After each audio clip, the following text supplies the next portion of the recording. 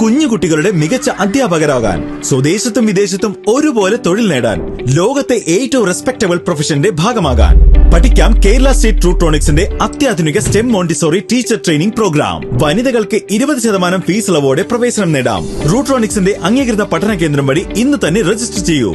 IHD authorised training centre, Tirur. 9847 300.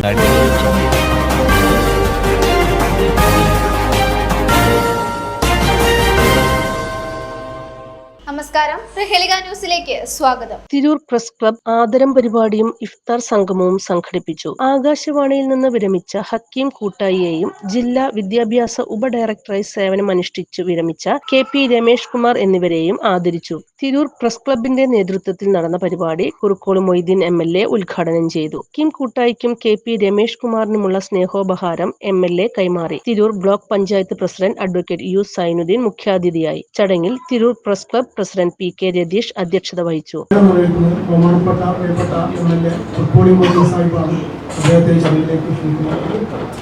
നമ്മുടെ പരിപാടിയുടെ മുഖ്യാതിഥിയായി എത്തിയിട്ടുള്ള Tirur block panchayat president U Zainuddin സാഹിബിനെയും ഈ ചടങ്ങിലേക്ക് സ്വാഗതം ചെയ്യുന്നു.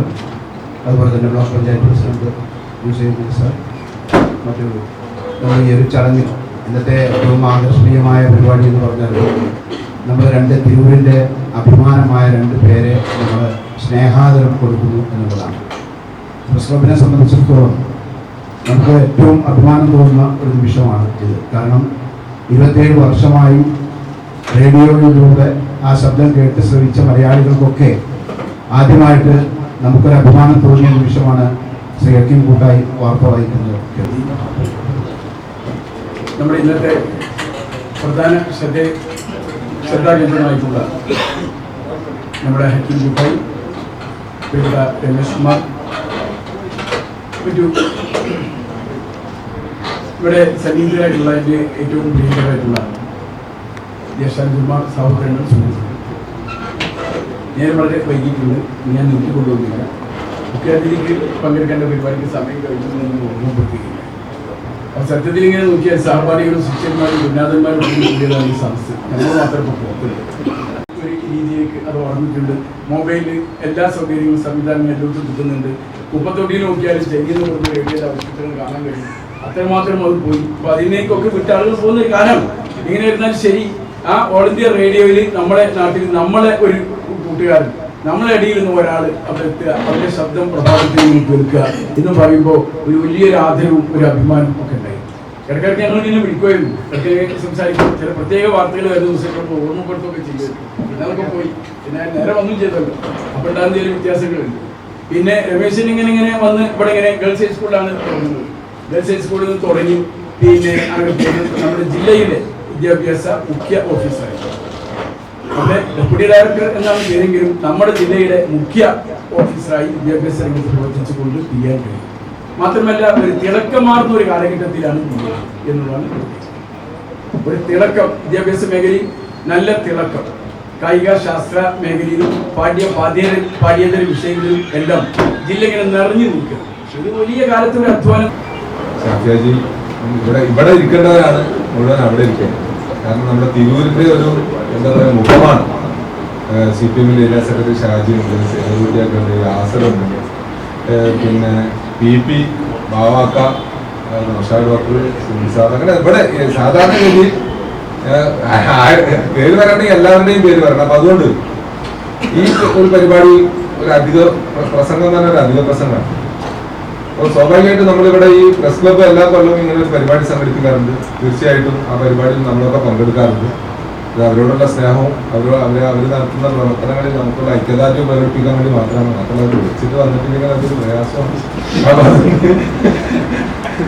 ഈ 2 വ്യക്തികളെ സംബന്ധിച്ച് പറയുകയാണെങ്കിൽ ഹക്കീം കൂട്ടായി ഞാനൊക്കെ സ്കൂളിലും കോളേജിലൊക്കെ പഠിക്കുന്ന കാലത്ത് നമ്മൾ